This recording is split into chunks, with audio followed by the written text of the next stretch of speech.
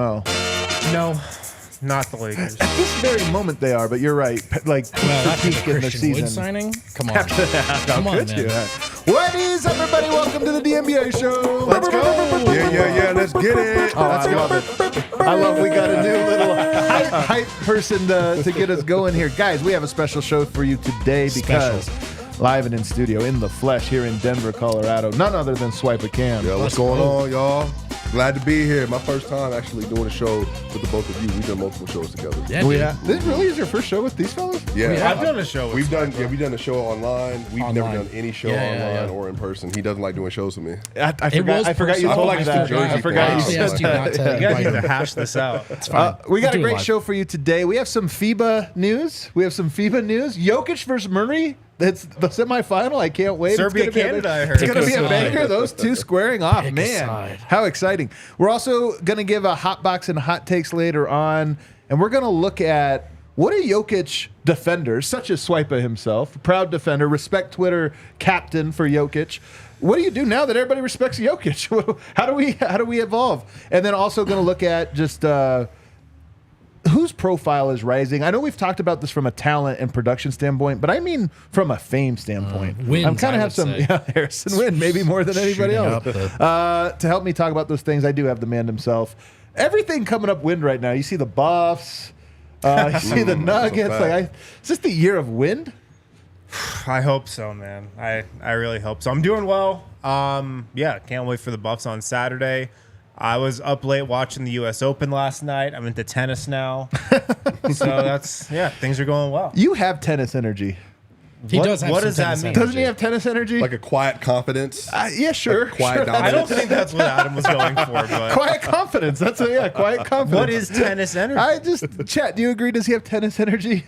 Over here, It's I the, French, like a it's the fist pump French energy. onion pick. You know what Yeah. I mean? It somehow lines up. I think right now the you French have. onion soup is oh, you're overrated. right. You're right. Excuse Not me. underrated, Excuse me. overrated. I can't put you in a box. It's not fancy enough. Yeah. Over here, a man who looks like he's ready for NASCAR energy. Oh, man. Brendan Vogt. I don't know. I think that as a compliment. What does that mean? The I'm not sure trucker that hat, feels the like one. scruffy beard. Yeah. NASCAR Hey, energy. listen, take you guys behind the curtain. Wind, it's not passive, it's active. Sitting there brainstorming for his next thing on Twitter. He's Did he- got the horses. He knows the Jokic games we probably forgot. Now he's trying to find the next thing. I just But want I'm you. giving you hints on how to do the job. I know. It's, That's what I'm trying to do here. Trying to get the brain pumping. Trying to think of content. Man, this might be a spicy show. I love it. Oh, goodness gracious. There you go. Guys, our top story today, really our only story to report on. I got up early to watch Slovenia versus Canada, but I'm going to behind the curtain here. I only got up to watch halftime, or second half, which was the terrible half. First half, it's tied. You know, it was a great game, apparently, and then Canada blows the doors off of them in the second half. Any of you guys catch this? You been watching? I didn't watch this game today. Have you been watching World Cup, FIBA World Cup a little bit? I followed my storied tradition this tournament of waking up for the games and falling asleep. And falling right back asleep, shortly yeah. into it, yeah. I caught the highlights. You got the highlights. Well, then we could talk about it in depth here. First of all, my guy Franz Wagner returned and helped Germany beat Latvia. The incredible Franz Wagner is With back. some help from Mo, too. I mean, Mo Wagner's been having a good little Yeah. tournament, Yes. man. He's Don't actually a sleep. decent little player. But Franz Wagner, returns, gets through the game, played like 26 minutes, so he played a full game. And now we have an interesting Final Four. Canada beat Slovenia. Luka Doncic was ejected from this game. He was also dejected from the game. I don't know if you watched the second half, but it was a physical second half. And Luka didn't like the non-calls. I got to be honest with you because I like Luka. I have nothing against him. This is the year for Luka, though, man. Yeah. As great as he is, he has to get over some of these little, he does this as much as anybody. He does the, looking at the officials as much as anyone. I thought this was a Jokic 2018 game from Luka. That's it. And that he was throwing some fits, man. Yeah. Yeah, I think Luka's had this issue for years, and, it's been talked about a lot.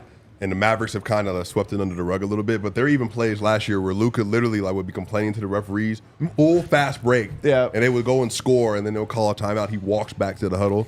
So, I mean, he needs to grow up. I think he's obviously been very entitled as a basketball player because he's so good. So, I mean, hopefully he'll fix it next year. But if not, then whatever. The Jokic comp is great, though, because I think at the time it was a valid criticism of Jokic. Right. And there were times when the real answer to the question of how can he meaningfully improve It's not really, well, 3-point shooting goes up. It was getting rid of those spells. It was adopting a winner's mentality. I say that to say that it's something a player can switch as they grow older. We just saw it in Jokic, and I think Luka's at that inflection point in his career where we know the talent, but he can decide if he's going to be the best version of himself, and it starts with this question with his mentality. Yeah. Well, this is a massive year for Luka, and I feel like in a way it's kind of a narrative-defining season, and you can feel it already a little bit, especially with him getting kicked out of this game, and we're talking about it. People online are talking about it. Luka's got to stop whining to the officials. I can kind of sense that if he doesn't come out and just have like a dominant season and the Mavs aren't a playoff team, I can just sense the conversation tipping to the other side where people kind of start to hate Luka Doncic. I can kind of feel that brewing a little bit just with the conversation coming out of this game and just what the conversation has been around Luka the last couple of years. Front runner for MVP again. The Mavs straight up missed the playoffs last year. If that happens again, man, I think people start to turn on him. Yeah, it's funny that you said narrative defining year because like Kyrie, Jason Kidd, and Mark Cuban, like if your narrative defining year relies on those three guys, those are three very unreliable guys. Can all be great, but all can also derail you at any moment. So poor Luka in that sense. I will say though, have you guys ever been in like a really tall building? Few times. Sure. Yeah. Yeah, what? You know, have you know Like how a you skyscraper? Yeah, like a skyscraper. Have you ever where you take one elevator up, but it doesn't go the whole way up? Then you have to go to a second elevator for the rest of the way up. I actually don't know if I've ever been in a building like that. This tall. There's because they don't. What building? Well, they is don't want that? the elevator to have it goes all the way up to the thing. So you have to have like you break it into safety segments. thing. It's a safety thing. You've been in a building like that? Oh my gosh, are you kidding me? Of course. This is why I asked the question. You thought it was a dumb question. How about you're asking you? Well, I think you should have said skyscraper. Thank 'Cause I you. think really tall buildings Yeah. for like a I think I've been in a downtown Denver. Skyscrapers. Never have I had to take 2 elevators to get up to a floor. So here's the thing. I think Luka has ridden the first elevator all the way up. That's the talent elevator. Talent elevator? That's the talent elevator. Okay. There's nowhere else for him to go talent-wise. I really believe that. Like he's so even in this game, he was so dominant. And by the way, I do think I was online. People just love to throw stones, man. Like they just love to throw because Luka getting kicked out. All these things we're talking about are real criticisms. People are like, Shea's better because Shea had like 11 NBA players on his squad. Luka's playing with some guys nobody's ever heard of, but he's all the way at the top on that elevator. He has to go over to the other elevator now, and this is what Jokic had to do too. Jokic, talent-wise, from 2019 to 2023, little difference, but not that much of a difference. Right, I agree with you. Marginal differences, but he's grown in these other areas, and I think for Luka, it is about like his, can he handle? Guys are getting physical with him, man. That's going to be part of it. Do you think the Mavs, as constructed with the coaching, the front office, do you think they'll offer the infrastructure to do that? But He's so good. They might not, but he's got to rise above it. Perfect answer. Like when you're a player like Luka, you've just got to rise above it and be that Do you guy, think Paul regardless Millsap of the situation. help do that for Joker though? Probably. Yes. Yeah, Probably. So probably. do you think they have somebody on the team that like has a strong enough persona to be able to do that with him that he respects? Again, no, or maybe I would have to go through the roster because it's not one of the main guys. Well, they do have Grant Williams, to be fair. Well, yeah, but he's a young guy, like that's not the guy. But I'm saying it doesn't matter. One of my favorite things when I did the documentary on Will Barton, Tim Conley had this great quote about so many guys come through the league where the situation isn't perfect and they use that as an excuse. Like they don't grow because of it. And he was using Will because Will went to Portland and didn't get an opportunity. He's like, but Will just stayed busy. He just kept working, kept his head down. And I think for Luka, it's the same thing. Is it the perfect situation? No. Can you envision one where it would be better? Yes. But at the same time, that's not the world we live in. He's with the Mavs. He's with that team. And the issues that he has can be self-corrected. Yeah. And also, if he Joker wasn't Luka back then. Joker was the Nuggets' best player, even though a lot of people didn't realize it at the time. Right. Luka he's been the franchise for Since he was years. 16 years old, basically. Yeah. So I think some of that though is like when you're that talented, that marginal stuff, which is like setting screens for basic stuff, attitude, talking to the referee. I mean, it takes a long time, but even the setting has to change because if I'm already the 4th best player in the NBA and I'm already clearly like the main engine on this team and I'm giving you 28, 9, and 9 every single game on decent efficiency, what else can you ask of me? Man, you're going to hate this one, Vote, but I think one reason LeBron doesn't fully resonate with everybody is that his leaving Cleveland and winning in Miami, the process and everything, he did learn some important lessons along the way, unquestionably. Right. But I don't know that he learned all of the lessons.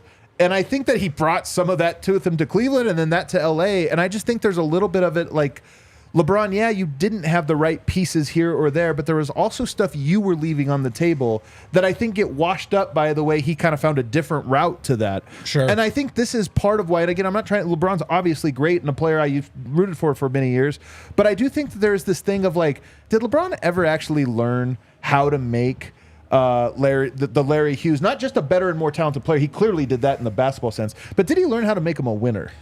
I think part of what you're describing is that every single player can look themselves in the mirror. And that goes, Austin Rivers talked about that a lot when looking inward, but it doesn't just apply to these guys that are on the fringe of being in the league, right? Even the players who have gotten virtually everything they've ever wanted, some of it was handed to them, right? So there's always room for even the greats to look in the mirror and reflect on that stuff. And so I don't know what the answer is to the LeBron question per se, but it is even superstars. There's a moment where, okay, James Harden is maybe a good example of a guy who, at least seemingly from the outside, has not looked in the mirror a ton in these situations. And I think, do you want to be that level of superstar, or do you want to be the one that got the best version out of yourself? He did say in the presser, I know I complain a lot. I don't know if you guys heard that. So there's some self-awareness, so that's at least the conversation around him. And maybe that's the first step to addressing this. By the way, still very young. And he's so young. The original point of the Jokic comp is he can do this. It's been done. Yeah. So, and I just want to say, again, I don't even want to rag on Luka too much because he was actually really good in this game. Shai Gilgeous-Alexander, also really good in this game. Mm-hmm. I'm just tripling, quadrupling, everything down on Shai. I just think that dude is so freaking unstoppable and fun to watch. And Team Canada is good, which brings us to, we got a Final Four. The U.S. versus Germany should be a good game. I actually think Germany maybe has the best. I'd pick USA. I'd pick Team USA to win it. But if you talk about Dennis Schroeder's probably going to play a little better than he did in this last game. Was 4 of 26 or something like that? I saw something terrible. Just shoot it a little bit. Just shoot it a little bit. Or just give it to Franz, man. Let Franz go. Let Franz cook. Or Mo. Give it to Mo. There's better teams out there, or there's good teams out there, but I just feel like Germany maybe matches up with them the best. So I think U.S. is going to win this. When I look at the Final Four, I think U.S. is well positioned to win this, but I'm kind of intrigued for that Germany matchup. They played them really well in the prelims. Yeah. And I don't know. Are you excited for this matchup? Yeah, I mean, I think that Schroeder, Franz, Mo, I think they have an NBA roster. Right. Obviously, Franz is. Was it you that had the Paulo Franz take? That's right. That was it. Oh, God. I'm glad you brought that up. Yeah, I don't think that he's going to be better than Paulo, but he's a great high-level role player. I think he has like a little Austin Reeves to him a little bit. Man. You know what I mean? I'm just kidding. I think I was going to say, I think I see what you're seeing here. Yeah. Yeah, I love Franz. He's a great player, so I think they can present a lot of challenges for the U.S., especially with how they played two games I mean, ago. they were barely able to edge Latvia, so. I mean, the U.S. lost to Lithuania. So. Matchups matter, Size. Yeah, I mean, I think the way you got to look at it is the U.S. should be heavily favored, but can lose the game. Can lose the game, man. I think that's sort of the point that I think it can be overstated, the extent to which, like, the U.S. better send their best players. That this team can very well win this tournament, and decidedly so. But the outcomes in terms of not playing your best ball, the other team playing their best ball, and like the floor of what can happen, the U.S. can lose to these teams. Germany is one of them. They know how to play together. They have talent. So it's one game. It's not a series. That's the other thing. Mm-hmm. So. And then the other half of the bracket now is Serbia versus Canada. This one is so interesting. No Jokic, no Jamal, but still kind of a fun matchup. Serbia, and by the way, Serbia, one of these four teams won't get a medal, the rest will. And just from talking to Miroslav and different people, getting a medal is like a big thing. Yeah. Coming in fourth is like pretty unsatisfying because it doesn't make it to the history books. Picking up a medal would just be a big deal. But my first question is, Are there any chance Jokic and or Murray have texted each other about this matchup? Yeah, I think there's a chance. Do you think they've texted each other? I think there's a chance. But for sure. do you think they? I shouldn't have phrased it that way. Do you think they have or will text each other about this game? I think they will. Yeah. What's that text message look like? Well, they're in a group chat, so like I imagine there's already been some Is I conversation. love the Yeah. idea of the group chat talking about it, but them just like not even. One question I forgot to ask Vlaco when he was here is, does Jokic ever answer the group chat? Right. Yeah, I don't- he said I'm he thinking- did. I thought we asked did him. we ask him that? I think we did ask him that Oh, okay, question, and he cool. was like, "Yeah, What would the text be? yeah, let's hear it." A Serbian flag. It's just that. A bet. A small bet. I'm not sure what it would be. It's Murray talking trash to Jokic. And then Jokic just like liking it. Jokic with like a piece of straw in his mouth. Like, when is the game? Yeah. No, what if Jokic is actually a big gambler? He's gambling like one of his Rolls Royces. So like, Someone in quote tweeted our tweet about it and said it'd be really, really cool if Jokic Murray flew out to watch this game together. Oh courtside. man, That would That be is awesome. very unlikely. I but think it- Serbia like doesn't like Jokic enough at the moment. that's a So, like, good yeah, I point. don't know if it's. I'm actually trying to. I lay think they would low. actually hate him for Yeah. it. I even posted something this morning, and I had a Serbian guy like trash talking me for something. Maybe like, maybe they're texting each other like, dude, pictures what? of their feet up on vacation. Maybe like, they were like, all good right, call. winner doesn't have to show up for the first week of training camp. winner you has go. to try harder.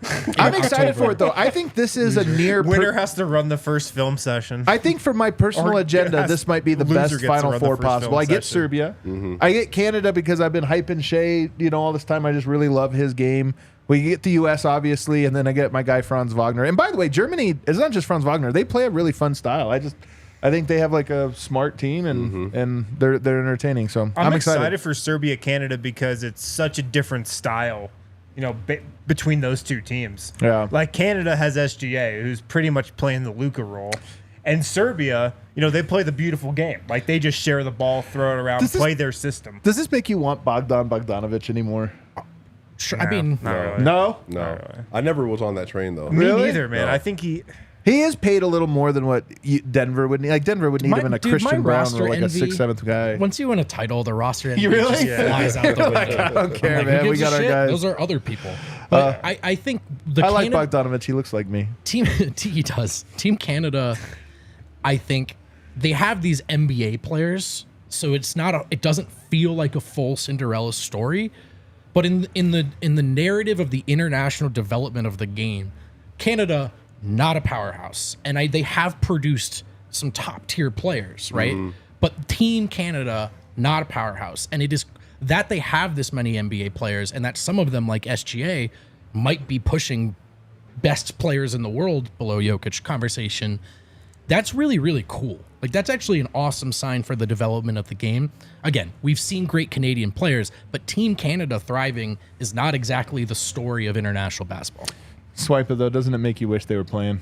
If we I got would love Jokic it. versus Murray, Yeah, we've never seen that before, so that would have been entertaining to Would've been watch awesome. how Murray. Would you think he would have put Jokic on in isolation? oh for sure. I honestly think Murray would have like gone for it. Hey, call getting the switch Yeah, all yeah. the time. He It would've would have been gotten him good. too. Yeah, he You would. know, I think in that context, I could see Murray totally getting him. I hope we see think it, about man. it, though. Those two never maybe go in the against Olympics each you might see other. it. Like they never go against each other, even in practice. Will Jokic Right. care? I know Murray would. I believe Murray would care about it. I don't know if Jokic would care about that matchup. I think he would, man. he would? I think he would. I mean, representing your country, all of Yeah, this. I just think it's more about playing for Serbia. Right. At that Yeah. point. And I think Jamal would make him too, and like in a fun way. Like he would talk shit. He Yeah. would be like, Yeah. hey man, we're not doing like we're both on the floor together. I'm ready for this. Yeah. I've been waiting for this. I love it, man. All right, let's take a break. On the other side, let's get into some of this. Whose profile is going to rise? Michael Malone. Who's going to be famous? Who's going to be significantly more famous next year? I got a take on that. We'll get to it. Guys, if you're going to Vegas, you're looking for some place to stay, check out Circa Resort and Casino. We, of course, stayed there during Summer League. It's the best place in Vegas to stay. The world's largest sports book is at Circa, 3-story stadium style. They got restaurants right there at the sports book, Victory Burger, Project Barbecue, tons of VIP seating. They got an awesome casino, 7,000 square feet with 2 levels. Then they also have Stadium Swim, the best place to watch sports in Vegas. 4,000 person capacity, just massive screens. Circa's awesome. I know if I'm going back to Vegas anytime soon, I'm going to be staying at Circa. If you're heading out there for maybe Broncos, Raiders, Avs, Golden Knights, Pac-12 tournament, make sure you're staying at Circa. Use code DNVR20 for 20% off your stay. That's a great discount. You can also download the Circa Sports app, circasports.com. Download that app, available in Colorado. But if you're heading out to Vegas, stay at Circa. Beautiful casino, beautiful resort, brand new. As nice as any of the really expensive rooms on the Strip. Use code DNVR20 for 20% off. I'm diversifying my sports watching portfolio these days, fellas. Did tap into some tennis along with wind, but I'm watching a lot of soccer, tapping into the MLS. Isn't it funny how Tiafoe is like my favorite tennis player now? It's like I gotta go because he wore a KCP jersey. I'm all in, man. Easy. Who? Easy. Don't do this to me. Tiafoe. He lost last night. I know. I saw he lost. It was crushing to me. Are you kidding? Of course I know. It was a great match. But I got to talk to you about my other new love, which is soccer. I'm digging the state of the MLS these days. And of course, there is an MLS team right here in Colorado. Soccer does a great job with the fan base, just cultivating community. It's kind of the whole point of it, belonging to these clubs, enjoying it together. And that's our stuff right here at DNVR. We love it. The North Boundary at Dick's Sporting Goods Park is the newest addition to the Colorado Rapids game day experience. The only field-level patio in Denver sports. It's a space for fans to gather and take in the action. Check it out. Each ticket to patio at the North Boundary includes a drink voucher. Learn more at coloradorapids.com/North Boundary. Tickets are available now at coloradorapids.com. Up the PIDs, baby. Up the PIDs. All right, back here, segment 2, DNVR Nuggets Podcast. So we've talked about a lot of like who's going to have good years. We talked about Jamal Murray and Michael Porter really having good years this year. I think that's very strong case that one, if not both of them, make kind of a statistical leaps this year. But when we think about fame, we think about who's just going to enter the spotlight.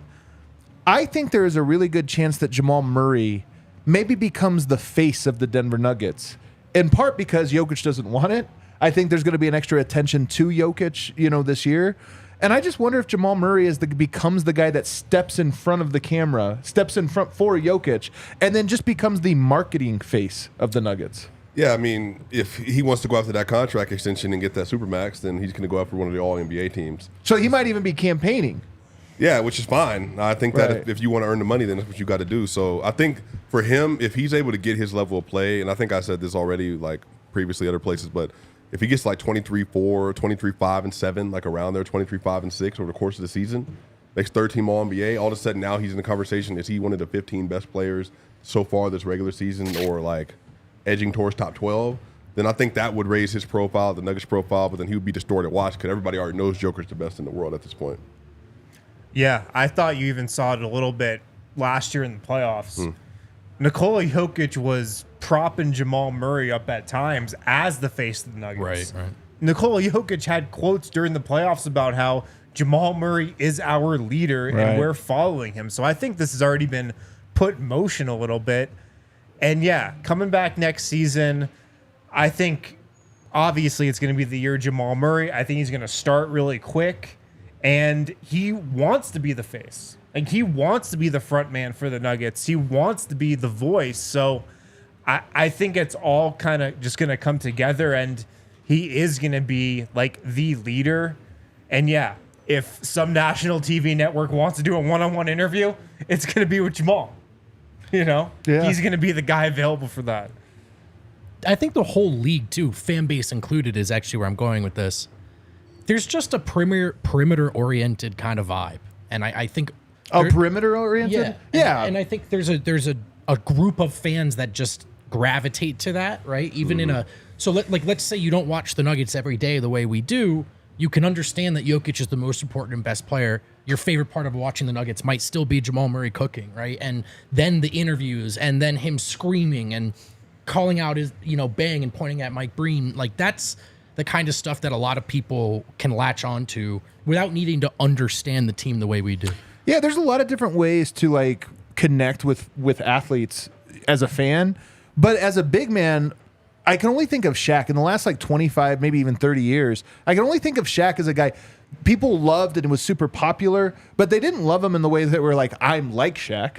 You know, because nobody's like Shaq. It was almost like he was this other. It's like Zion in this way, where you're not going out and doing the Zion because you can't. Right. So, but you like him in this different way. But who's the second most popular big man? And I don't mean good. I just mean like marketable big men of the last 30 years. Probably Dwight Well, Howard. yeah, I can say Dwight Howard. Yeah, the Superman. The Superman Yeah, era. all that stuff. But Yeah. even was he like that marketable? Kids are getting he was on like the this floor. character. I saw Yeah. Kobe do this. I'm gonna try this. Well, that's why Steph has been the face Yeah. of the league, you know, for the last several years, and the face of the younger generation. Right. Because But- you can yeah. go out and shoot threes like Steph Curry. But I'm like, if a lot of people were really zeroing in on the Nuggets for the first time in the Western Conference Finals, Jokic was a historically great player, but there was so much of, man, this Murray guy whips ass. And here's the you know? thing. I actually think if we just forget talent for a second, forget impact, because Murray is hard to quantify, right? Like he's so great in playoffs and this and that. But let's forget all of that. If we just talk about interesting and entertaining personalities amongst Murray caliber players and above, or good players and above, I actually think he might be among the most marketable. Donovan Mitchell, to me, is he charismatic? Is he there's a little bit? He's got a little bit of that. I think Jamal Murray's more. Shai Gilgeous-Alexander, he's kind of quiet. He's got the fashion thing, but is he that compelling of an interview? He's I was kind of thinking dry. about this with New Balance. Obviously, he's in the Denver, Jack Harlow. They're on the New Balance roster together. They're in that music video together. But Kawhi's getting older, man, and Kawhi's playing less and less. And the last title was won in Denver. And I'm, does New Balance look at this and go, "Hey, who's the new face? They should. Jamal Murray." Now he might not be in the market. I mean, there's Sure, just sure. the sneaky thing about shoes is like Kawhi's in I don't LA. know or how this that. stuff works, but I'm saying like there are ways he can level up like that, I just think charismatic wise, Murray is so charismatic. He's so interesting. It's untapped interest. But to me, he's a good trash talker. Yep. His game is sexy.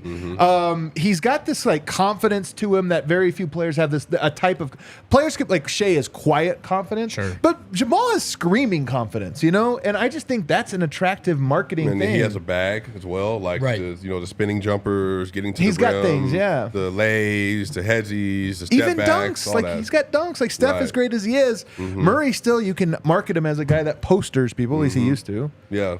Well, I think we see that again this year too, because we're going to be 2 years full, two Right. seasons removed from the Right. ACL That's a good injury. point. He's interesting too off the court. I think he's so interesting. He's got Very a great interesting off the court. story. He's got the whole background with his dad, Bruce Lee, Yep. small town in Kitch. Like We he's put got his a nice interview- backstory too. How high was the interview on our playoff moment list? Top 3? Was it? No, well, first of all, I was thinking about this the other day. Murray was 6 out of 10 of our top playoff moments of this Yeah. era. He was the main guy in 6 out of 10, And and he missed 2 playoff runs. Listen, I moved to Denver because I thought Jokic was so Yeah. good. But since I got here, sometimes you go to Ball Arena and tonight was great because Jamal was screaming in Dylan Brooks's face and he dropped 30. And that's the story. That's what we're talking about. That's what we're writing about.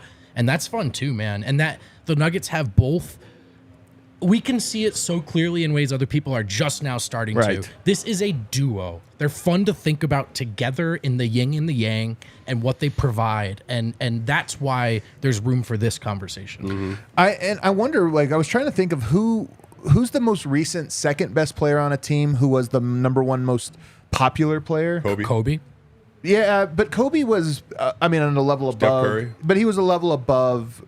Steph established before KD arrived, and arguably was better. I mean, think that's he was like better, it yeah, might have been yeah. better anyway. But but Davis. you know what? It might be Westbrook. Like Westbrook and KD together. Westbrook was insanely popular as It a was similar. player. It was kind of this and similar that. to what we're describing. So maybe it is. There is some precedent for it. I just think Murray, to me, we know the national media had not latched on to Jokic, and that means that the marketing execs and stuff, they just look at data and they're like, oh, nobody's interested in the Nuggets. Well, it turns out because they weren't given an opportunity Right. to be interested in the Nuggets. Now that opportunity's there. 30 plus national TV games, reigning champs, all this different stuff. I just wonder if the numbers are going to come in this year. And when I say numbers, I mean the marketing execs and everybody else is going to go, man, there's an appetite for Jamal Murray. He is actually a very famous player.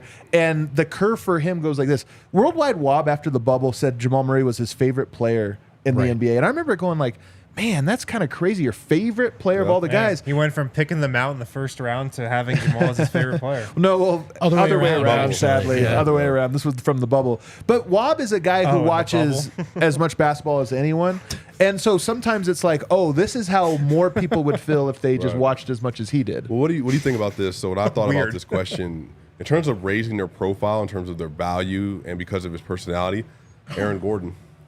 I think what Aaron Gordon was able to do through the playoffs in terms of showing his value on both sides of the ball, executing, got 27 points winning the game versus the Lakers, had a really good series defensively, especially versus the Heat.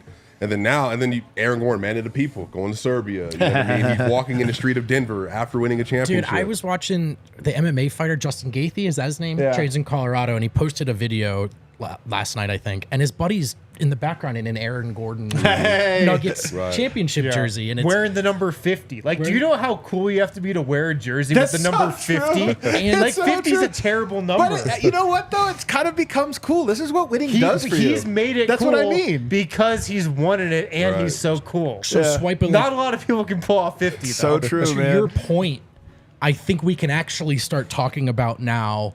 Can Aaron Gordon sneak onto an all-defense team? Because I think prior it was only we see this. But now he's in people's minds. He just had that run guarding those guys.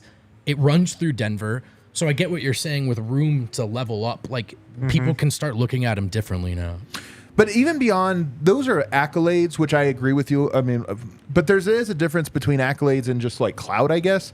And on our show yesterday, Swipa, we were doing guys across the NBA that have a chance to rise, and we comped like half of them to Aaron Gordon. But that's what I think Aaron Gordon's rise is. It's less about clout and less about popularity and this or that, and it's more about he becomes the Trevor Ariza, he becomes the Andrew Wiggins, he becomes the guy that everyone's like, man, we got to find ourselves and then every role player's comp to him. Yeah. You know who I think has room in this discussion, inspired by table it. Oh, sorry. Let's go to the next segment. Let's take a break, and next segment we'll get to yours. Got you.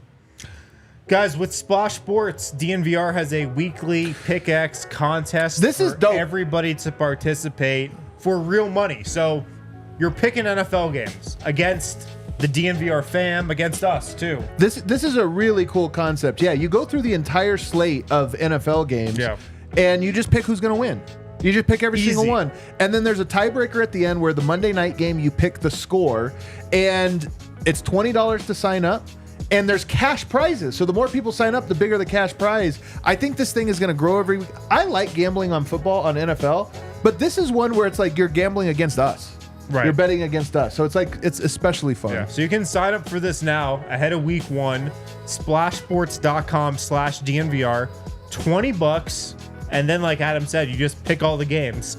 We'll be running weekly contests all year. Tight. $20 every week. I used to do this, by the way, for football when I was a little kid. This is what I would open up the Sunday paper with my dad, and we would pick every single game. So it's like kind of like a little tradition thing, you know? Nice. I love it. This is my favorite type of gambling. Yeah. Sign up to be in this with us. Splashsports.com/DNVR. Link is in the description as well. Splashsports.com/DNVR. We'll have different contests coming out throughout the whole season. So can't wait to compete against you guys. Be sure to click the link, sign up before the games start this week. Yeah, compete with and against your buddies if you guys want a spot to hang out and talk a little trash. How about Illegal Pete's, the go-to spot for burritos, buddies, and beer for 28 years. Offering handmade mission-style burritos, bowls, tacos, taquitos. And here's the thing. Some, we'll just say competitors, although that word is doing a lot of heavy lifting. They don't have a full bar. Illegal Pete's does. Happy hour, 3 p.m. to 8 p.m. every day at all 12 locations. That's a bit of a stretch for happy hour, too. They just 5 hours every day. It just sounds like happy times at Illegal Pete's, the go-to spot for burritos, buddies, and beers for 28 years. Alrighty, we're back. Who was yours? So you have somebody you wanted to nominate? Yeah, Michael Malone. And he's on the inspired list. by Harrison Wynn's our roundtable, curated by Harrison Wynn, that you can read right. Is that Die Hard only? Yeah, it is. Die Hard only up on the site right now. Shouts to all of our diehards, to all keeping of us our diehards. in business. I won't give all the secrets away, but a little insight into my take. I think Michael Malone can win a Coach of the Year now, and he's not going to catch up. He's not going to catch people by surprise, right? It's not the argument isn't going to be, wow, how are the Nuggets a 1 seed? Because they have been. But what's changed? I think people think of Malone as a borderline elite coach now. And he also is so savvy with the media.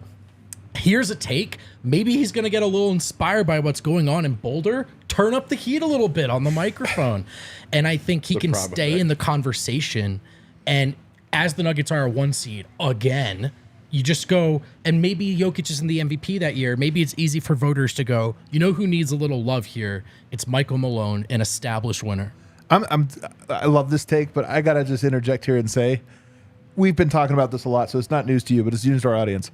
I'm so obsessed with Coach Prime. Really? I'm obsessed with it. I can't stop watching it. And I'm telling you, I watched his entire presser that we have up on our YouTube channel. I watched the entire 25-minute presser, including, like, there's commercials that keep popping. Sat through them all. I didn't care. He's so compelling to me. Yeah. He could talk for 2 hours about anything, and I'm just so compelled. I'm saying Malone, and by the way, it's already happened, but Malone might look around and be like, where are my T-shirts? Let's get the merch flow. Oh, I hope so. You know? I And hope then so. that's, Hey, hit us up. Moach. that's where we come in, Moach. Moach, hit us up. Take We that got L- you, Have you man. seen that shirt? Have you Take seen that it? on the way out? What do you think? Malone takes a page out of Prime's playbook? I don't think he does that. I think You're right. Yeah, you are Yeah. correct. Okay. Swipe I it, think- turn it up, man. Be like, come on, bro. no, I think he'll be true to himself Yeah, for sure. yeah, but for I do sure. think that energy you saw from the parade is going to continue. Right. I don't know if he's going to be outright like declaring them they're going to win the championship type thing.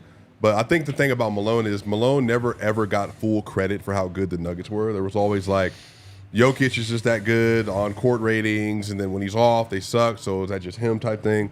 So for me, I think Malone is going to be able to establish himself as a bona fide top 5 to 4 Right. coach in the NBA for the foreseeable future. Doc Rivers won one in 2008. Yeah. He was certified. And now he got jobs for the next 14 Wrongly. years Right, because exactly, of that. exactly. So I think with Malone is you earn a ring, especially the way you did it, changing up your personnel, the scheme variation, the coverages behind Jokic, and when they're playing up at the level, all that stuff. Like I think that stuff is what people gravitated Right. towards. And now with the persona and the ring, it's like he's going to be the number 1 seed again. He didn't get it last year because obviously the Kings took a major step. This might be his year. I think for the coach of the year, it certainly has a great chance of happening this year. D-Line, of course, our colleague, is on record predicting it. He thinks it is going to happen. I certainly think he's going to be in the conversation for it. But here's something about fame. 33 games on national television this year. Yep. 33 sideline reports featuring one Michael Malone. Right. That's a lot of camera time. Wait, are we getting the walking sideline reports that came I up hope in the not. playoffs? Yeah, that's a playoff special. I just mean end of first quarter because we know Mo is really good at that. Yeah. He doesn't He's get a the ton of best. them. He might be the best in the NBA at the coach. Even what did you when see he out doesn't there? have a voice. Yeah, and he just gives you a little bit of that coach Yeah. speak that everybody Oh, yeah. loves because he's breaking the game down in a way He that's secretly like. wants to talk, even if it sounds like he doesn't. Yeah, He's into exactly. it, you know? And then he'll give a little basketball lingo in there, kind of give you a little insight that people kind of dig. But then he also has the little, we look like the Washington Generals out there. Like, Yeah. what is his other one about? It's a shootout at the Shoot OK out the Corral. OK Corral, Like, Cassidy. Yeah. he might, and I'm telling you, I wouldn't even be surprised. In fact, you're right. Keystone Cops. Moach does He need to hasn't hit us pulled up. that You out need in a while. Moach, you're leaving money on the table This is here. what we do, Moach. You're leaving money on the It's kinda table. what This we is what do. we do. I'm This is just kind of our saying. thing. Yeah. We should workshop some new phrases and sayings that he can introduce Could this you year. bring him a DNVR t-shirt? Could we? Could you wear like a Michael Malone DNVR t-shirt to media day? Why not? Who cares? Why not? Yeah, let's try it. But he does need a couple Stir the new whole phrases. I pot. mean, put that in your pipe and smoke it. Great. Great phrase. Yeah. Kind of getting a little worn out. we get a little worn out. Yeah, Yeah. so And he debuted them to the national media now, so he Right. does have to diversify a Right. little He bit. needs a new couple go-tos, Yeah. and I'm sure he'll be ready. Like, I'm sure he's prepping right now. What happens if he comes out with "put that in your pipe and smoke it" and opening night against the Lakers? Come on, man! It's like it's old. That's come on. I That's don't know if last that's year's. gonna hit quite the It's not same. going to hit. Yeah. But you got a new one. You got a Yes. new one for us, and it's we're all in. Yeah. But seriously, Michael Malone, I agree with everything you guys said. And what Swipa said, if the Nuggets come out and get the 1 seed again, and Michael Malone has this team refocused and Yeah. re-energized coming off a championship, which is hard to do. Right. Every team has a championship hangover. Yeah. It doesn't matter if you're the Warriors, if you're the Heat, no matter what star that's leading you, every team has a championship hangover. If he is able to get them refocused and they get the 1 seed and look as dominant and consistent throughout most of the regular season as they looked last year, he's winning coach of the year. He definitely is. And Michael Malone throughout the Nikola Jokic era has been the voice of the Nuggets. You know, he has been the face and the voice.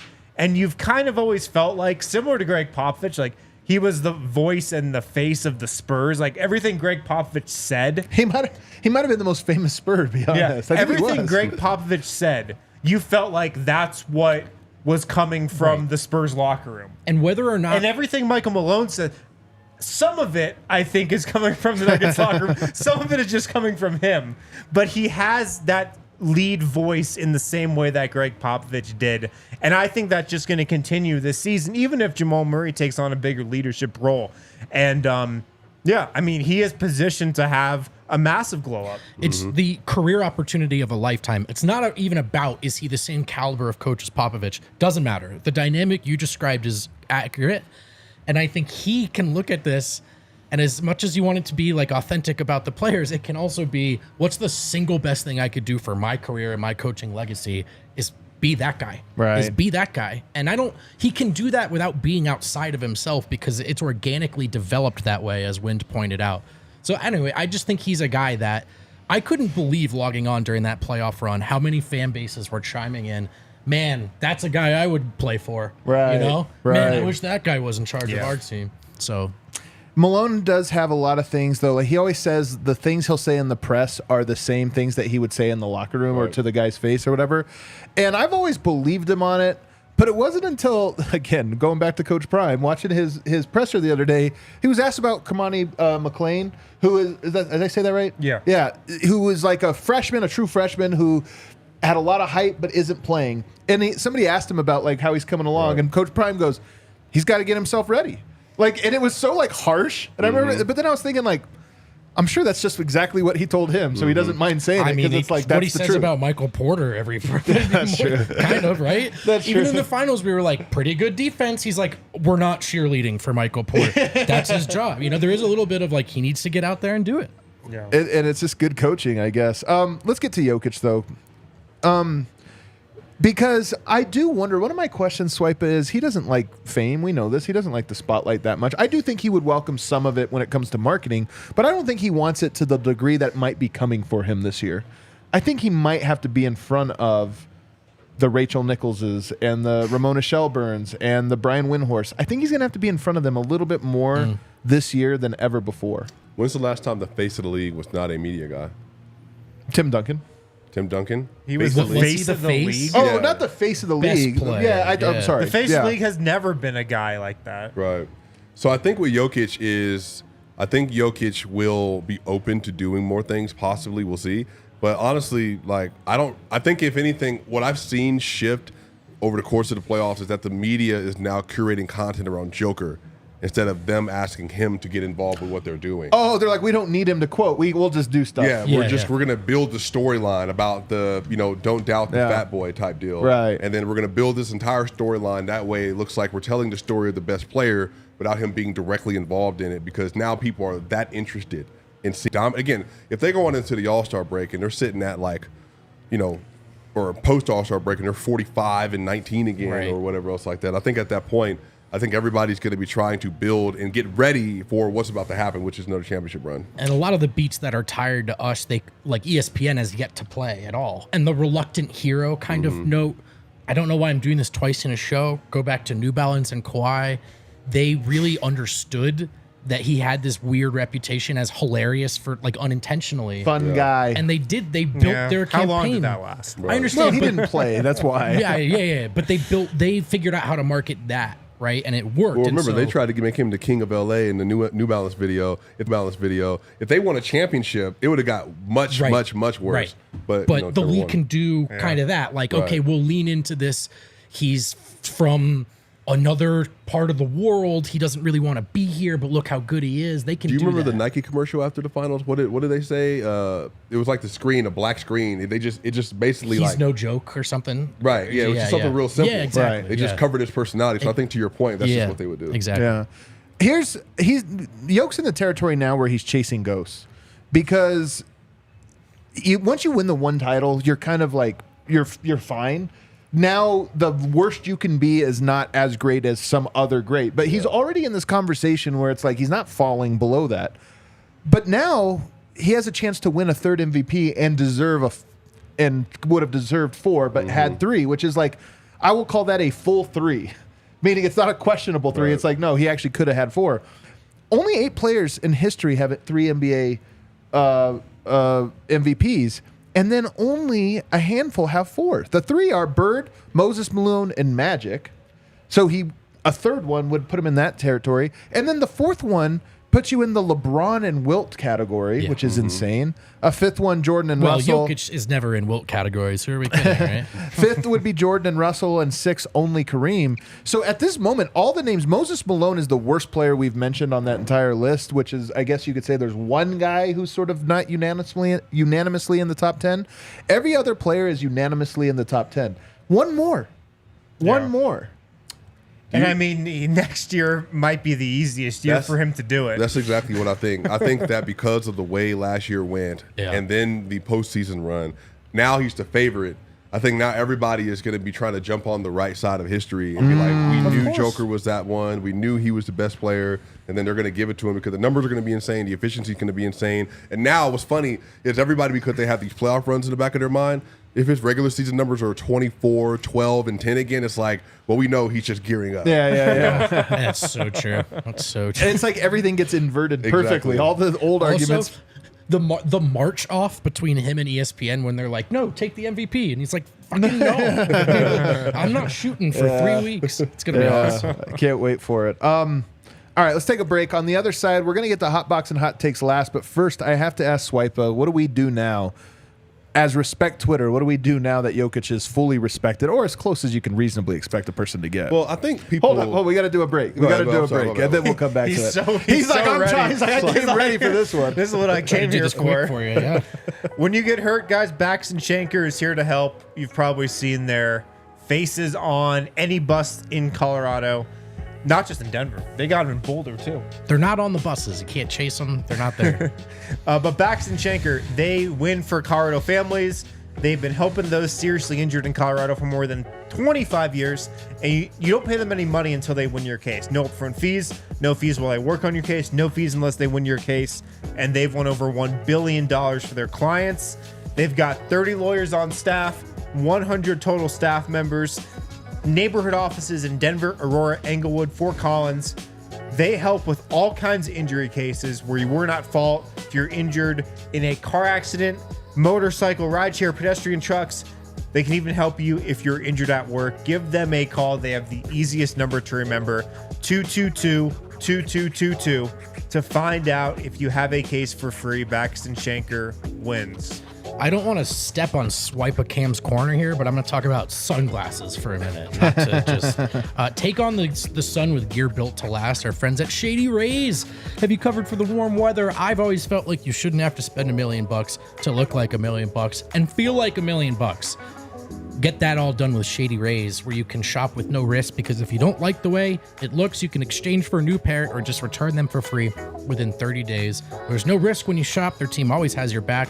They've also got a great deal for our listeners.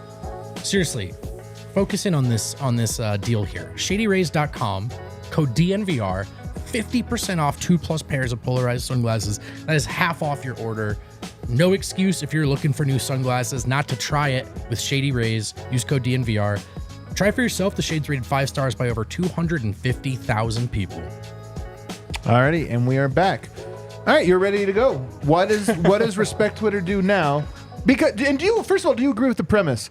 There's like 4 people out there. I think Mark Jones is one of them. It's like hardly anybody that is not fully on the like, yo, we were wrong about Jokic. Everybody else kind of is like, dude's better than I thought.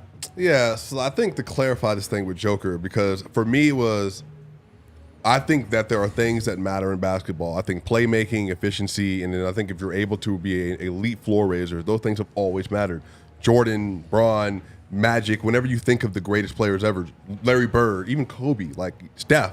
And so when people would talk about Joker, it was always like this thing like, well, but with him. It was always a well, but. You know what I mean? There was never a full acceptance of even what you were seeing.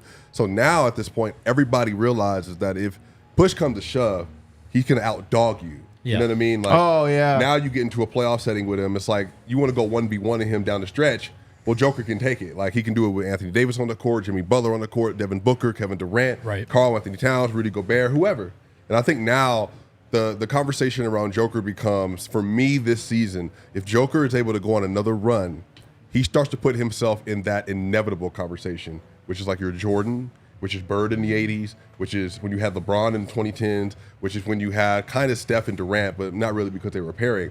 When I mean inevitable is you get into a playoff series with these dudes, you don't feel confident that you can beat them. Until the end of Game 7, right? Or whatever the clincher was. So I think that's what the next step is for Joker. I kind of the thing with Giannis, because of that 21 run, played versus the Hawks, played the Nets without Kyrie, and then obviously James Harden didn't have a quad. So I think even in that run afterwards, I don't think people could expect that of him because of we just seen a lot of failures from him.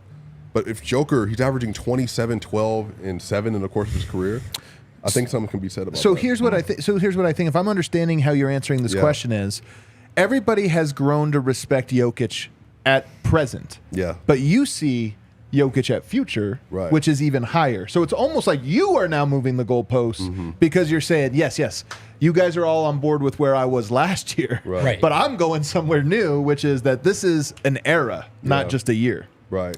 Well, so he's got these 2 MVPs in a row, almost 3. Let's say he gets one this year, and he wins another title at some point in the next 2 years. That's a stretch that the very best players in basketball, that's a tier 1A, as good of a 5 to 6 year stretch as we've seen. And so if you only get the 2 titles? To historically 2 titles with 3 MVPs. With 3 MVPs. Oh, I see. You're talking about like Bird, Right. Russell, like Jordan. There's very very limited amount of players. That's kind of what I'm both of these things, right? And like it's so the indisputable, undeniable. That's the thing. I mean, a lot of the stuff even we were talking about feels outdated and cold, right? I remember when everyone was excited to say he could be a top 20 player on a podcast in Denver, and now I'm like, sure, of course. What's his case for not being a top 20? So there is the we're on to the next already. I think I'm with you, which is he's one of the very best players ever, and I think time will tell that story. Yeah, I want Nikola Jokic to go on such a run, and he is already on that run, that the NBA has to change its rules for him. No kicked balls. And I think the first one that's coming is no kicked balls. No way, man. It's going to be like you kick a ball, it's a 1 free throw. It's going to be the Nikola Jokic rule. I can't think of the next one. It's going to be something about contact, which is going to be the worst thing ever, is if they somehow, because he creates a lot of contact inside. His And if they chicken don't wing. allow bigs defensively Like, to use any contact, It could be the chicken wing. The chicken wing. You have to do 1 national interview on camera per week. has to do these things. I think I'm with you, though. Respect Twitter. That is how it comes back, including us all being You a have to part of look it. your man in the eye when you pass it to him. Where it's like people are going to start saying, like, man, Jokic is one of the best players of this era. It's going to be like, all right, hold up. That's not accurate. And they're going to, and they'll throw somebody in there that just annoys you. Well, Adam, you're the Jokic guy, so I feel like we should be asking you this question. Hell yeah. That's why we don't need him getting on you know a what? higher You raise a roll. good point. I am the To be Jokic fair, guy. That is good. I think years ago you obviously Well, predicted sure. this and all that. So I'm saying for you then, as you're looking at going into the age 28 season off of a title with a healthy team around him, for you, what do you think then should be the next step of expectation from those that are in the Jokic camp? So I think that they're in the point now, and I love that you brought up LeBron, because LeBron in his peak, we weren't talking about could win. We were talking about should win. And I kind of feel that way as I'm going through and just looking at this year. Should is always tough because basketball, health and everything else has to go right and all these different things. But I do look at it and I go, the Nuggets should win. They're the team. It's not a could. It's a should. They're the best team. They have their 5 back. Jokic should go up a whole other level. Murray should go up maybe 2 levels. And I think that's where we're kind of at. So it's, to me, Jokic is a caliber player to go even higher than where he is right now, which is like a consensus top 20 guy for most people, top 20 guy. He has the ability to go higher, but why I love sports is it doesn't mean he will. He has to hit those shots. He has to come up big in those moments. He has to do it, and he has the ability to, and I think likelihood, but that's why sports are great. Don't you think we're already at a spot where in big moments, if he misses a shot, I mean, people audibly gasp. You know what I mean? It doesn't matter if it's a big. Every time he misses a shot, except a free throw. Yeah, except for free throw. That's a good every point. time he misses a shot, you're like, oh, damn. Adam You on guys- the live stream, damn. he misses one read. Adam's like, I know. I'm like, I Did can't he believe he did die? it. Or he's like late on the perfect. Yeah, But yeah. you want to know the ultimate game winner that was like, if you had a probability of it going in, Which year? What year? Say the year first. if I say it, you'll know. All right. It's Who did he play? 2020 Utah Game 7. Okay. The fall away that he hit, Yeah. it was perfectly in the center. Yeah. Where like he had the most margin for error possible. Right. It was, Yeah. and you're like, oh yeah, of course, that was the most pressure filled moment of the most pressure filled series. that's the thing. You and he switched it perfect. there are certain players that I love that framing. They just clear the threshold of you're hoping for. It is the expectation. It is inevitable was your word, which is great. It's perfect. And I honestly feel like that was really the crux of the Nuggets fan experience, which is we have watched every game and he comes up big every single effing time. He will come up big again, and we know that in our blood. But think about this. So I think the thing, like, have you ever seen like what Giannis did? This is not making fun, just facts. Like at the end of game 5, when he missed 13 free throws, he gets the ball off the jump ball and literally throws the ball Yeah, sure. almost out of bounds. Right. You've never, ever seen Joker respond like that. So I think that's the thing is, if Joker is like passed, but like he was trying to like LeBron to Kyle Korver, like, you know, making a good play type thing. I think the thing with Joker about the inevitable point is, like, when Jordan came out in the playoff, you heard that theme song. It was the series was already gone. Like, Tom Brady with 2 minutes left in the fourth. Exactly. Like, you shouldn't have let him have the Yeah, ball. Right. yeah, you're more like Exactly. risking your own That's- scoring because you're like, we can't give him the ball That's back. kinda how I feel. But can I tell you though that sometimes we've arrived and we haven't realized it yet. You know why I think we might already be there? And next year was where, should the Nuggets go on to win Yeah. again, where it's going to be solidified. LeBron James in his post-game commentary after Game 4 basically said Jokic is inevitable. Now he didn't Well, say it in those he words. retired. Well, he did retire. He did really He also stand for retired that. after game He did 4. retire, but more than anything, what did he say? He said, all you can do is tip your hat. He was basically saying it wasn't about what we did. There was nothing we could do. He was inevitable. Yeah. Right. Now, he didn't say it in those terms, but to me, the greatest player, arguable of all time, but certainly the greatest player of a generation, saying all I can do is tip my hat to him, that sounds like what they used to say about Michael. Right. To go back to your earlier point, though, that's why everything that happened this last year was so gratifying, was because they should have done that. They were the best team. Right. They, in my opinion, should have dominated on their road to the championship, and they did, going 16-4. Like, Nikola Jokic was the best player. He should have been the best player.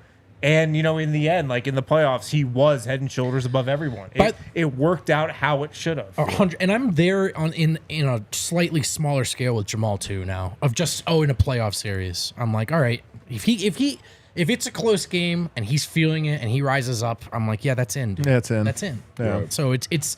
I think Jokic kind of low key was there for a while, but the team, Jamal meeting him there has really allowed us to Right. just expect the wins. Go for it. well, I have a basketball question for you. Okay, So- go ahead. for it. Go ahead. No, go ahead. Go ahead. I save it though because I don't want you to Yeah, lose yeah, it. yeah. But I have a take, and I was thinking about this also last night. That it's possible. Well, only time will tell. It's possible that the Steph and LeBron eras came to a close, and that LeBron won it in a 4-4 draw, but he won in the conference semis last year. Mm-hmm. But that, unbeknownst to them and us at the time, both of their eras were up. Like, you think about, LeBron has 4, Yeah. Steph has 4. They hadn't really played each other when they both were ready to go. Last year was the year. They both played each other. Mm-hmm. LeBron came out victorious in a very well-fought series between both guys. The difference was both of them were outclassed by Jokic, Right. and that the Jokic era may have started. There's oftentimes, with the all-time greats, their peaks coincide with the ending of the previous era's peak. Right. And I just wonder if a year from now, it might have already happened, and again, we don't realize it. Such A a year funny from point. now, we look at it and go, you know when the LeBron era ended? When they got swept by Jokic and the Jokic era began. It would be a kind of perfect, complete It's such a ending. funny thing he said that. So we just went through the top 20 all time, and I've been through all like the last basically 4 decades. Like, so you had Moses won 83, but he won his last MVP basically 81. So Moses won 83. Jordan comes in 84. Bird 86 team, that crazy you know, 4 Hall of Fame players, but it has the back injury. Magic 87 MVP, wins a championship again, but then he obviously HIV, all that stuff falls off. And next thing you know, Jordan goes on this dumb run. But then when Jordan by the way, Jordan beat Magic in 91, so it was a little bit of a handing off. That's it. And then remember Kobe came up with Jordan, and then Kobe and Shaq, and then so literally like what you're saying at the end of every single era, and then you get this next iteration of greatness, and typically that next generation is able to do something even greater to some degree. Not obviously not Jordan, but like they're able to communicate something about basketball. I think the thing with Joker is such.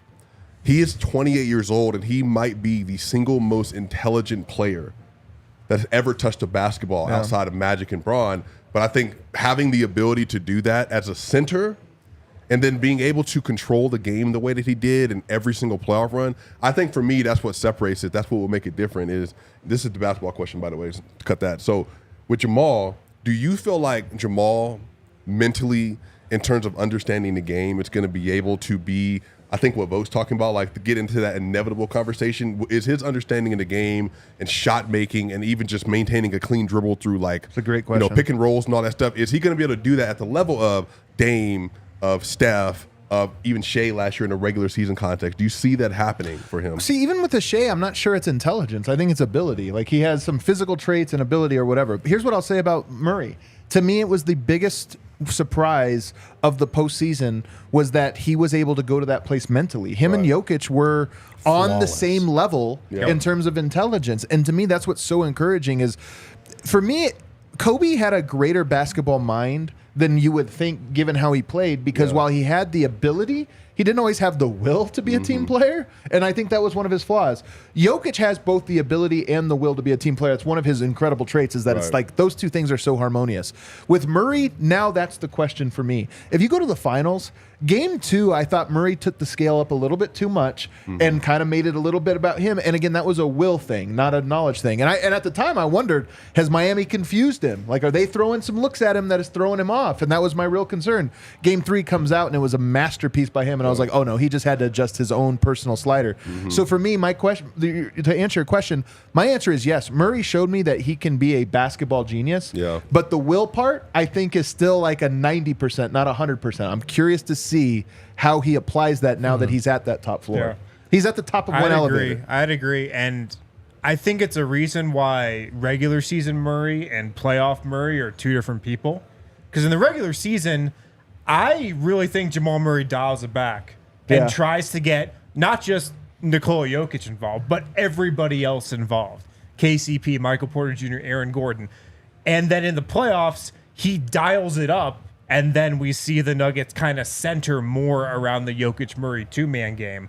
So I think he is a basketball genius. Like, I think he sees the game not like Nikola Jokic does, because nobody does, but I think he sees it at near that level. I'll say, though, in the finals and in the Western Conference Finals and even against Phoenix, closer than I would have guessed, though. Much, much closer than I would have guessed. Do you think that Murray will have his best and most consistent playmaking season of his career? Yes, by far. Because I think he got up to a new level in the playoffs. I agree. He saw the game better than he ever has. You know, he point guarded, I think, better than he ever has. His basketball IQ was at a new level to me in the playoffs, and it really kept rising until the finals. Like, in the finals, his playmaking and vision and basketball IQ was at a different level than it was in the first round. So I think it kept raising all playoffs, and it kind of opened up just a different part of his game that I think we're probably going to see from here on out. He was game planned for, right? Like, Jokic, with his pieces around him, reached this almost inevitable place of, yeah, sure, there was the Rui adjustment, but it was also a lot of like, all right, that guy's going to F us up, but can we trip Jamal up at all? Right. And they changed up matchups. They changed up picking him up full court, when they blitzed him, if they did at all that stuff. He saw virtually every type of coverage that was designed to confuse him. And so, yes, I think heading back to a regular season environment, even a guy who's played as long as he has, I think the game might be even slower for him going forward. I do wonder, so some quirks about his game, when Jokic isn't on the court. Quirks. Yeah, some quirks about the game, right? Yeah. I found this really interesting quirk about Jamal Murray. Quirky Him player. without Joker on the court, I do wonder, because he's so much healthier now, and I've talked about this multiple times. So 2021, only 98 attempts, shot 82% at the rim. So is he able, because of the burst, like that initial first step getting to the basket, is he able to get to some of those easy shots at a higher enough level? That way it gets the team. That's what I mean. Like, is he able to maximize? It's a cascading effect. It's the same with Jokic in the post, right? Right. So Murray being able to get to the rim and finish at a high level is going to open up everything else in a way where the offense actually gets easier for everyone else, which is part of what's so exciting. We really do feel like the Nuggets got better as the year went on, peaked in the playoffs, and that there is a realistic shot that their starting lineup, at least, it picks up more or less where they let, not playoff intensity, but playoff caliber execution, where it's like, yeah, we just know what to do. And that's what's exciting about this upcoming season. The Warriors, by the end of it, you knew that King Series is a great example. No matter how this series goes, the Warriors mentally have been there, done that. And you have to understand how many playoff games, close games, game sevens, series, and now a title Jokic and Murray have together. Yeah. There's no duo in the league that approaches that. Maybe Jalen and no, I'm not doing it. So they, you know what I mean? Like, these guys have seen it all. And they're both still young, so they figured it out. You guys and to be fair, to close this out, as Dion would say, they both have D's and L's on their jersey. They're both dogs and leaders. I love it. Is Murray the dog and Jokic is the leader? No, I think they're both. We got to go Do quick. they both have dog and leader? I can't let Swipa out of here without giving allowed? us. Hold on, I can't let Swipa get out of here without giving us one hot box and hot take, man. It's got to be. Come on, this is where you got to channel it. Swipa, this is what you're great at. Give us something here to get excited for. Yeah, I would say that I think Jamal Murray is so leaned in this year. The fact that he saw Fred VanVleet, of all people, get a 3-year, $144 deal for $41 a year, basically, and he was up for the 3-year for $48 a year. I think Jamal Murray is able to go from where he is now and make a De'Aaron Fox-esque rise. I think he can make, and I think he has a chance to make, second-team All-NBA next year because of the amount of games played, plus the efficiency, and now having like a completely healthy like profile available to him. I think second-team All-NBA within this reach. Swipa. Would you say it's the year of Jamal Murray? Yeah, I mean, for sure. I've been listening to this take from you for quite a while, so I think it could be the year of He's Jamal brought it Murray. up. Yeah. The year of Malone, the year of Porter, the year of Murray. You're going year of Murray. What's your hot take? I mean, I've given a lot. I had one for the live show, and I don't know if it. I'm actually really happy with it. Well, because nobody heard it, unfortunately. But here was mine that I like. I think that this Yoke's career might actually be mirroring Michael Jordan's. Same age that he just got his first title. And I'm just wondering. I'm just sitting here wondering. It was to the day. To the day. I'm just sitting here wondering. I don't know. I can see it. Well, to be fair, I can see the next two. My hot take is they start calling the Sombor Shuffle a travel. Oh, what a terrible hot take. I don't know if Can you this is, imagine? I don't know if this is hot, but like, I think Swipa was getting at this earlier. Like, Jokic is not one of the MVPs. Jokic is a Jordan and a LeBron. Yeah. And I don't know if his MVPs are a little bigger. He's the next one of those. He's not the next superstar. He's the next Jordan LeBron. I firmly believe that. The box plus minus checks out. That's my hot take. I will say this. Yoke, I seen the pictures over the summer. I've A little hefty. We might be back to 2018, Yoke. I don't know. Time will tell. Everybody, Swipa, thanks for coming in, man. This was a great show. man. Oh, we got it. It was so good. We got super chats in the offseason, man. Real ones. Sean Sadu checking in. You think the Nuggets should sign Blake Griffin since Flacco tore his ACL? I think he'd bring a veteran presence, and he's played with DJ. I've said this before. Yes, absolutely. I would love that. I don't want them to get rid of Vlatko, though. They need a backup center? Look, I don't know if he could contribute. I think he's an actual. I think more for the vibes he'd be good. I think for the vibes, man. Yeah, he'd be a good character.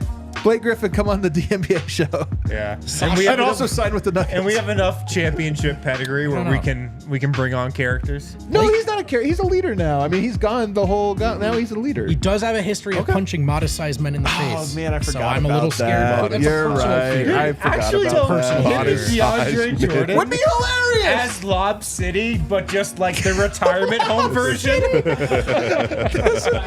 Now this has to happen. They can retire Lob City. We'll in get Denver them up for good. Oh my god, it's too good. God, the fan fiction's getting weird. The only And- person, so the only person from Lob City not to get a ring would be Chris Paul. Perfect. Sasha Ann That's too good. as a Canadian Serb Nuggets fan, I am conflicted. On a plus, both are qualified for the Olympics next year. Can't wait. I do hope they're both playing in the Olympics. Oh my gosh. If you're It's setting up. a So, oh wait, that was my real Canadian- take. That was the other part of my hot Canadian take, by the way. Hold on. When did Jordan go to the Olympics? 92. Not yet. How many championships deep was he? 1. Well, no. So Jordan, remember, won MVP championship and then won the Olympics. He won in 91 and 92. He had it. Then he Yeah. goes summer of 92. Yeah. He went there, and then he comes back in 93 and wins. And he was tired because, Yeah. and he retired in part because Yeah. they said he was so tired from 3 championships and a Olympic Gambling. gold. I'm just saying, Yoke might be on the exact same trajectory. It'd be funny if it was like horse racing. He got They're opening an investigation Yeah, that's into right. Sombor Trotters. a year and a half. Dreamcatcher Stables By under the way- investigation. By the way, the investigation is just wins tweets. That's the whole portfolio. All right, they everybody, haven't lost in years. hit the like button on the way out. We'll see you later. Illegally trained horses. Fiction is unbelievable.